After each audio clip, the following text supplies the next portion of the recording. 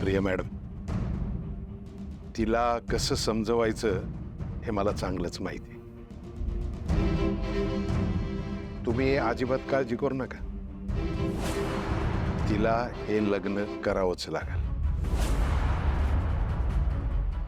तुम्ही काळजी करू नका, मी समजावतो.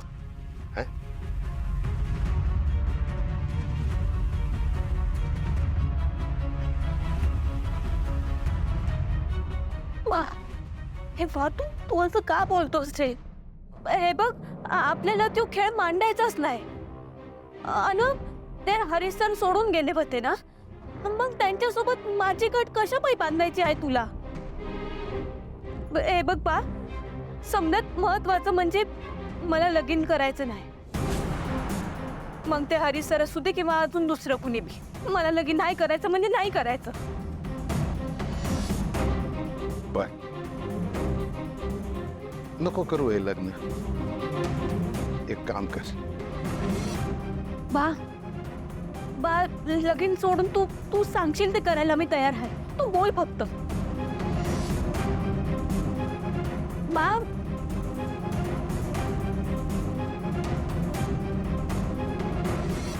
हे उंदीर मारायचं इशे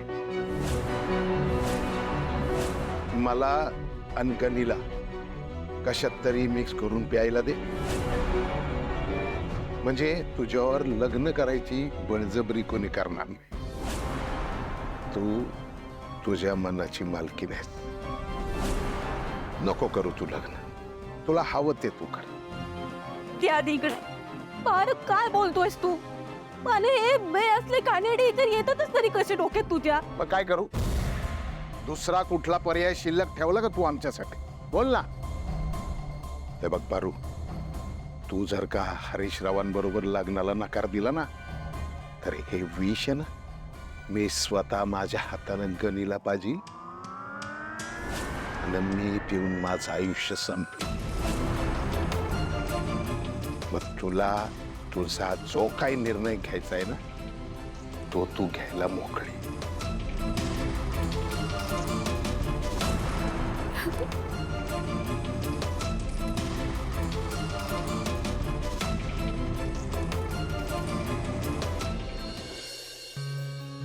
आई, मी समजावलं पारूला, पण ती नाही ऐकत आहे. मारुती मामा म्हणालेत की ते समजावतील तिला. प्रीतम, हरीश, पारूच्या लग्नाचे निर्णय याआधी मी किंवा मारुतीने घेतले होते. त्याच्यानंतर काय झालं हे सगळं तुझ्या समोर आहेच. त्यामुळे या वेळेला मी काय किंवा आमच्यातलं कोणीही पारूवर जबरदस्ती करणार नाहीये. हा निर्णय सर्वस्वी तिचा असणार आहे आणि ती जो निर्णय घेईल तो आपल्या सगळ्यांना स्वीकारावा लागणार. काहीच हरकत नाही मॅम. मी प्रीतम सरांना इथे घरी पोहोचवण्यासाठीच आलो होतो. आधीच या घराने माझ्यावर खूप उपकार केले आणि त्याची परतफेड मी नाही करू शकत. माझं काम झालंय, मी जायला तयार आहे आता. मॅम, फक्त एक रिक्वेस्ट होती. मला एकदा पारूला भेटायचंय. तो निर्णय मी कुठल्या परिस्थितीत आणि कसा घेतला ना, ते एकदा तिला समजावून सांगायचंय मला. प्लीज मॅम, मला एकदा तिला भेटू द्या. मला तिची माफी मागायची.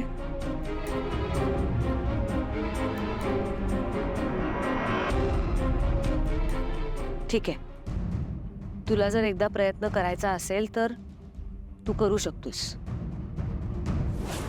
पण एक लक्षात ठेव, पारूवर कुठल्याही प्रकारचा दबाव आणायचा नाही. हो मॅम, येतो.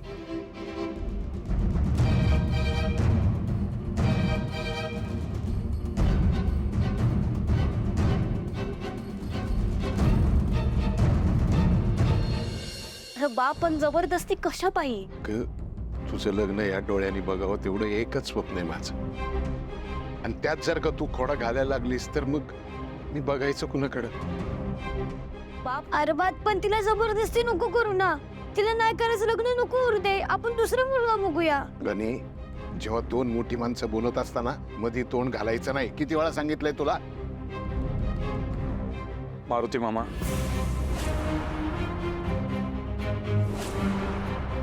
या मारुती मामा, प्लीज तुम्ही पारूवर कुठल्याही प्रकारचं दडपण आणू नका. लग्न हा एक आनंदाचा सोहळा आहे. तो आनंदानेच पार पडला पाहिजे. शेवटी दोन माणसांच्या आयुष्याचा प्रश्न आहे हा. आयुष्यातलं खूप मोठा डिसिजन आहे. सो हा शांतपणे विचार करून घ्यायला हवा. मारुती मामा, मला प्लीज 2 मिनिटं शांतपणे पारूशी बोलून द्या. एकांत प्लीज. नाही, मला खात्री आहे मी जर पारूशी बोललो ना तर सगळे गैरसमज दूर होतील आणि पारू हसत हसत लग्नाला तयार. या नाही, या नाही, तुम्ही बोला ना. आणि तिनं लग्नासाठी नाही ऐकलंच तर तिला लग्नासाठी कसं तयार करायचं हे मी तिला सांगितलं. हा, बोला तुम्ही बोला. एक गणी, चल पण बाहेर जा. चल चल चल चल, त्यांना बोलू दे. हा, चल चल.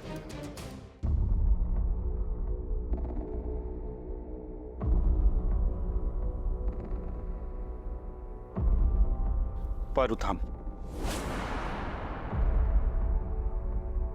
मी खूप मोठा मूर्खपणा केला होता. तुला सोडून निघून जायला नको होतं मी. माझ्यामुळे तुला खूप त्रास सहन करावा लागला. समाजात लोकांची बोलणी ऐकावी लागली असतील. सगळे तुलाच दोष देत असतील आणि मी नवरा म्हणून तुझी साथ द्यायच्या ऐवजी निघून गेलो पळपुट्यासारखा. प्लीज पारू, मला माफ कर. मला ना तेव्हाही हे लग्न व्हावं असंच वाटत होतं आणि आत्ताही मी खूप मनापासून या लग्नाला तयार आहे. अरे सर, हो काय बोलताय तुम्ही? काय चाललंय तुमचं? काय बोलताय? तुम्हाला कळतंय का? तुम्हाला आठवत नाही का आपल्या हळदीच्या दिवशी मी माझ्या गळ्यातलं मंगळसूत्र काढून दाखवलं होतं तुम्हाला आणि सांगितलं होतं की माझं लगीन झालंय, आदित्य सर माझा नवरा आहे. ती सरलं तुम्ही.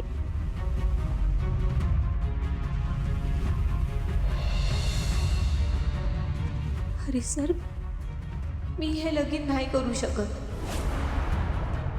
आधीच माझं लगीन झालंय. आदित्य सरांनी हे मंगळसूत्र माझ्या गळ्यात घातलंय. पारू, ते डेमो शूट होतं. खोट्या शूटिंग मधल्या खोट्या लग्नातलं खोटं मंगळसूत्र. आणि ना मी नाही मानत हे सगळं आणि तो पण नको मानू. विसरून जा सगळं.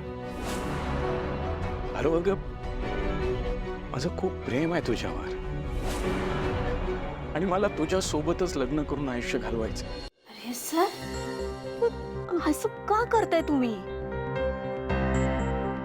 ए बघा, मी तुम्हाला समज स्पष्ट सांगितलं होतं आणि त्या समजाचा विचार करून तुम्ही लग्नाला नकार देऊन निघून गेला होतात ना.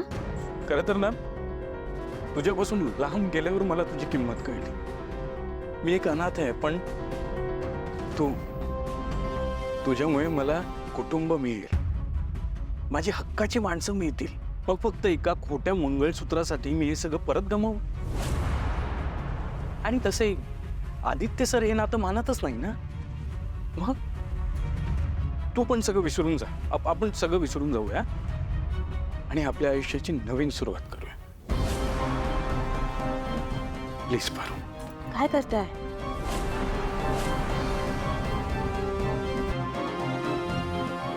मला माहित आहे तुमची नोकरी गेली, कंपनीकडनं तुम्हाला जे घर मिळालं होतं ते बी गेलं आणि ते समजा परत मिळवण्यासाठी आला आहात ना. हरी सर, मी त्या दिवशी सांगितलं होतं तुम्हाला, तुम्ही इकडे थांबा, मी जाते. समजे आरोप मी स्वतःवर घ्यायला तयार होते आणि आज मी तेच करणार. हे बघा, हे लगीन करण्यासाठी तुम्ही माझ्यावर बळजबरी करण्याचा प्रयत्न केलात ना, तर मी इथनं निघून जाईन कायमची. ते एकतर तू माझ्याशी लग्न कर किंवा इथून निघून जा. कारण तू जर इथे राहिलीस ना तर तुला माझ्याशी लग्न करावंच लागेल. अजिबात नाही. हे लगीन करण्यापेक्षा मी इकडनं निघून जाईन. पारू, आज त्या घरात ना मी अजून एक नवीन व्यक्ती बघितली. काय नाव त्याचं? अनुष्का. कोण आहे ती? याआधी कधी बघितलं नाही ना तिला. काय करत होते मी? अनुष्का मॅडम या घराला उद्ध्वस्त करायला आल्या. त्यांना बी मी या घरातनं गेलेलं पाहिजे. हरीश सर बी तेच म्हणतात. नाही नाही, मी माझ्या घराला असं उद्ध्वस्त होताना सोडून नाही जाऊ शकत. मी जर इथलं निघून गेले तर अनुष्का मॅडम समजा संपवून टाकतील. मला इथून जाऊन नाही चालणार. मारुती मामा, आलो. काय झालं? पारू लग्नाला तयार आहे.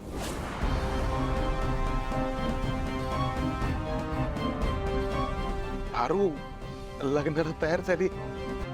हे गणी जा, बंगल्यावरून सगळ्यांना बोलून आण. जा पटतीस पट.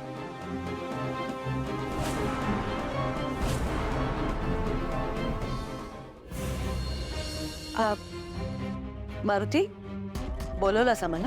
हायला मॅडम, श्रीकांत सर, माझ्या पारूनी लग्नाला होकार दिला.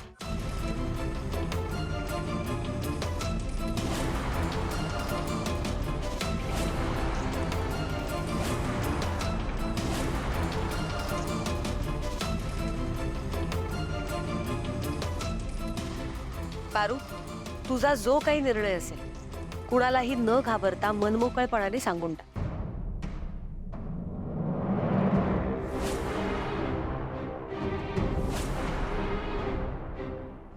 पारू, अगं बोल, तू हरीशशी लग्न करायला तयार आहेस ना?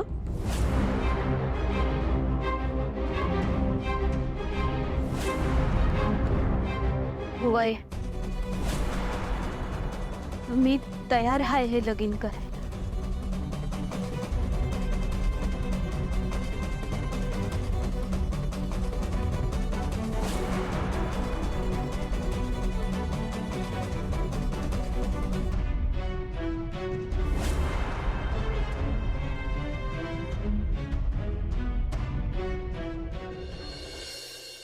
अरे सर, मी हे लगीन नाही करू शकत. आधीच माझं लगीन झालंय. आदित्य सरांनी हे मंगळसूत्र माझ्या गळ्यात घातलंय. पारू सोबत लग्न न करण्यासाठी जे कारण मी तुम्हाला सांगितलं होतं ना, ते खोटं होतं. मला पारू खूप आवडत होती. पारू जर जुनं सगळं विसरून माझ्याशी लग्न करायला तयार असेल तर मी पण तयार आहे लग्न. नाही, एकतर तू माझ्याशी लग्न कर किंवा इथून निघून जा. हरीश सरांच्या अशा वागण्याचा अर्थच लागना. ते असे अजिबात नव्हते. मग आता अशी कुठली गोष्ट घडली असेल जी त्यांना इकडं परत घेऊन आली आहे? ते स्वार्थी नक्कीच नाही. मी ओळखते त्यांना. पण मग त्यांची काय मजबुरी असेल? शुभमंगल सावधान, शुभमंगल सावधान, शुभमंगल सावधान. पारू, तू आत्तापासूनच हरीशचा विचार करत होतीस का? गप्प बसा आदित्य सर. काय झालं पारू? तुला तुला आनंद नाही होतोय का? मला तर खूप आनंद होतोय. विचार का? का? 2 कारण आहेत. एक म्हणजे तुझं लग्न होत आहे आणि दुसरं म्हणजे काय सर?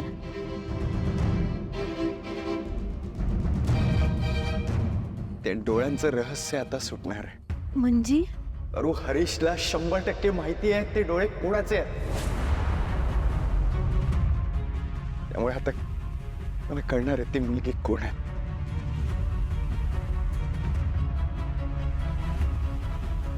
कसं सांगू आदित्य सर, हे लगीन नाही करायचं मला. पारू, तुझं लग्न आहे ना, आपण धूमधडाक्यात करूया. हे बघ, मला असं वाटतंय ना, इथं या लॉनवर ना असा खूप मोठा असा शामियाना टाकू. नाही तर पारू, मला काय वाटतंय, आपण तुझं लग्न कुठेतरी बाहेर करूया, असं कुठल्या तरी मोठ्या पॅलेसला वगैरे. हा पारू, मस्त अख्खं पॅलेस सजूया. तुला फुलं आवडतात ना, अख्खं पॅलेस फुलांनी सजूया. गौरीसारखी अशी छान नटलेली असते, तुझी अशी छान ग्रँड एंट्री करूया. आणि मग घोड्यावर बसून हरीश तुला मंगळसूत्र घालेल.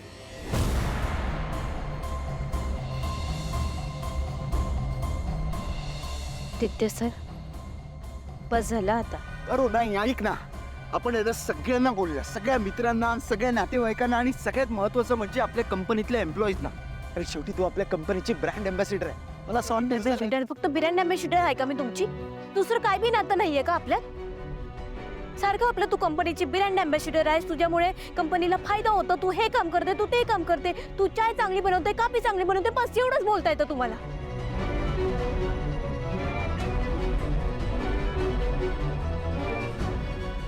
मोहन, हो? आपलं ह्यावेळेचं टेंडर वेळेत भरलंय ना? हो वहिनी, आदित्य आणि प्रीतमने जबाबदारी घेतली, त्यामुळे शंका घेण्याची गरज नाही. नाही, शंका नाही घेते, फक्त खात्री करून घेतली. नाही नाही, इट्स ओके. काय आहे ना, आईचा धाक असला ना तर काम करताना कन्फ्युजन नाही राहत. हो, आई वेळेत भरले टेंडर, आणि इनफॅक्ट ज्या रेटनी भरलंय ना, मला नाही वाटत कुठली कंपनी आपल्या आसपास पण येऊ शकते. दरवर्षीप्रमाणे टेंडर आपल्यालाच मिळणार.